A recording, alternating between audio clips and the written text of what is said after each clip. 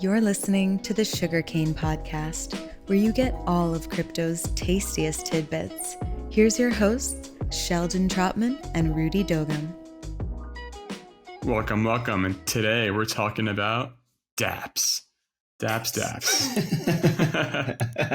So I love the word dApps. I think it's a fun word to follow along, but what does a dApp mean? What's it stand for, Sheldon?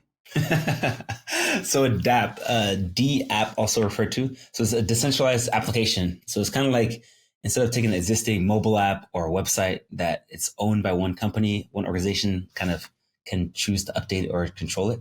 So a dApp, otherwise referred to as a decentralized application, is a network of smart contracts that live on the blockchain for anyone. So back to the other episodes we were talking about where you have smart contracts and they're kind of like apps built on top of it, which were classified as a dApp. Mm-hmm. So the apps that you get from the App Store are apps, normal apps that are in control technically by Apple or Google because they can take it down whenever they want to take it down or give control to anyone else. But even if you're developing it, doesn't mean you have control over it sometimes. So with the dApp, that means you have full control because it's the smart contract that's permissionless and decentralized on the blockchain. Mm-hmm. It's exciting. And do you have any favorite dApps that you use? That's a good question. Of course, everyone, for the most part, uses Uniswap. So for those who don't know, Uniswap is what's called a DEX, so a decentralized application, or decentralized exchange, I'm sorry, not a dApp. And so the way that works is that you're basically exchanging one token for another token. So that's a pretty popular one I use a lot. I use Aave pretty frequently. So like being able to lend US dollars out and be able to get some return, some yield over time on that. Again, none of this is financial advice, just me suggesting what I use and have fun with. Of course. And there's a couple other social like dApps that I use as well, like Lens, Farcaster. These are ones that allow you to actually engage like tweets online. So essentially like think of Twitter or now X, but in a social format. So another one I kind of use pretty frequently. That's the thing too. It ranges from anything. Just like, again, like I feel like a lot of people think of dApps as something that has to be like financially part of like some type of financial program, but like a dApp can be really anything. It can be a social app. It can be exchange.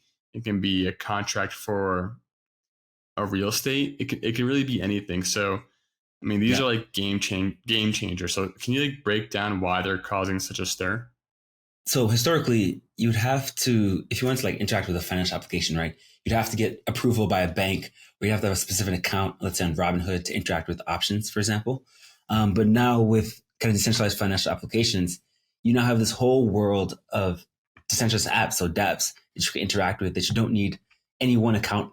And so you can actually interact with them without having to talk to anyone. You can trade in any way that you want without having any restrictions on that. So there's a way to like kind of break down the barriers of kind of user control and user action. For sure. And I feel like there's a new dApp coming out all the time. Oh, for sure, dude. And in so many different industries too. Yeah. It's like, it's really giving people back ownership and access to whatever they feel most comfortable, interacting with.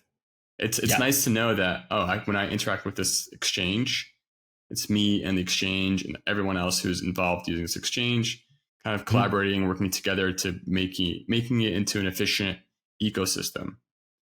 And like there's other smart contracts are disrupting multiple industries. Like, can you share some other examples that you found? Yeah, so there's a couple different areas that I tend to think about. Like, of course, finance. Crypto's kind of first big use case was financial applications. So anything from like economic stability, like if you're talking about actually being able to hold the US dollar without having a US bank account. So like, for example, someone who's in another country, we talked about that before, where like your actual base currency for your countries gets like devalued pretty quickly. Like Argentina, like Venezuela, like parts of like Europe as well. The actual currency gets devalued very quickly. But you actually have economic stability there. A couple different applications in terms of like supply chains as well. So like if you're talking about like tracking where products came from and actually the origin of that, like the whole concept of like organic foods is about being able to verify that the actual source, the farm that it came from, abided by certain pesticide rules and not have pesticides. All sorts of like provenance and journeys that you're able to verify through just supply chains, as well as like on a completely other lens, nothing we're talking about just now, just about social. So like we're talking about owning your own profiles, be able to control your own accounts and not get like deplatformed. You now have control of your account and you actually have no one central entity that can like take you away from that or take that from you.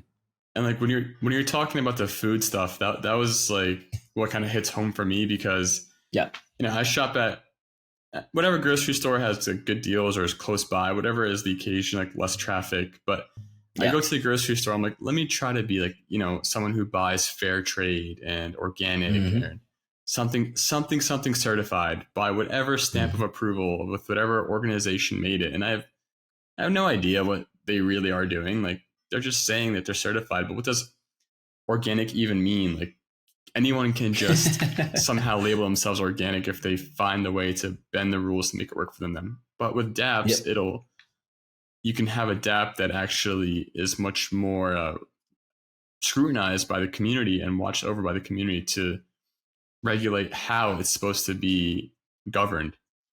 And I think there's no better judge than people because they are ruthless. Yeah, for sure. People are ruthless. They will go after you if you mess up, especially if you're trying to present yourself as someone who's fair trade. And if you mess up once, that's going to be on your permanent record, which would be the blockchain. So, I mean, of course, we tend to trust these companies for what they offer, but there's no better way to prove something other than that's written on the blockchain. And, of course, as it grows, there's also that hype around like security and scalability. And I definitely want to know more about the real challenges of dApps. Yeah, for sure. So like we talk a lot about the positives in the crypto blockchain space, but the reality is that like right now, if you're doing anything on chain, it still is fairly like costly in that in order to do a transaction, for example, it costs about like 30, 40 cents to make like just a swap, which is a pretty simple action, but it's still fairly costly. That's a pretty big knock that crypto gets a lot. But there's a lot of scalability solutions to make that whole process cheaper. To be honest, also the process is still fairly slow. So if you're talking about creating a transaction on chain, it takes about like 12 seconds if you're talking about Ethereum, maybe like 4 or 5 seconds if you're talking about another kind of L2 or layer 2. But again, there are more solutions that are coming out that help kind of make things more efficient and faster there as well. So I'm certain over time, both the cost, the speed, the security will all get improved as we go further. So given another like 2-3 years, I think things will get a lot faster and better. Yeah, exactly. And that's the other thing. People don't want to keep paying more for something. So obviously now with such a high demand or high gas fees, you don't want to pay a lot of money to find out your food's organic or not. Unless you're using something like Sugarcane. Yes. Plug. Abstract all your problems away. Get rid of the gas, the cost, the speed. It's the future. It's what's going to happen. That's the new technology that's growing in our system, is abstracting all that away, using smart contract wallets to get all that stuff. Yeah, for sure. As cheap as possible. We're working on it, folks. Don't worry. It's coming. And then this brings out the other point is, a lot of companies who've devoted their lives to creating these applications in the Web 2 world, what should they be worried about with dApps? So like you're seeing that big tech companies like, for example, PayPal, recently getting more deeper into the kind of blockchain cryptocurrency space, just because they see that's where the future is going, where people now have more control over their assets and they want to do things without having barriers and restrictions on them. So like, again, in that PayPal context, they launched what's called a US dollar backed stable coin. So they essentially now can create US dollars on the blockchain that can be used for like other financial applications. And so you definitely see a lot more companies like, I know JP Morgan also has a big arm, Visa has a big arm, MasterCard also has a big arm. So like a lot of these big companies are realizing that here's writing on the wall. This is where the future is going for finance.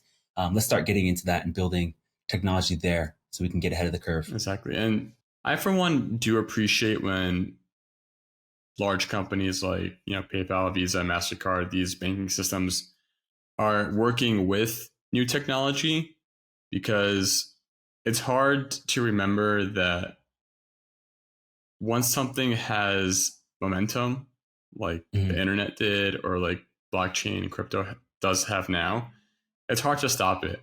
And if you see something disrupting your current technology or your current systems, it's not necessarily a bad thing. It's just a signal for you having a new opportunity to grow with it. Yeah.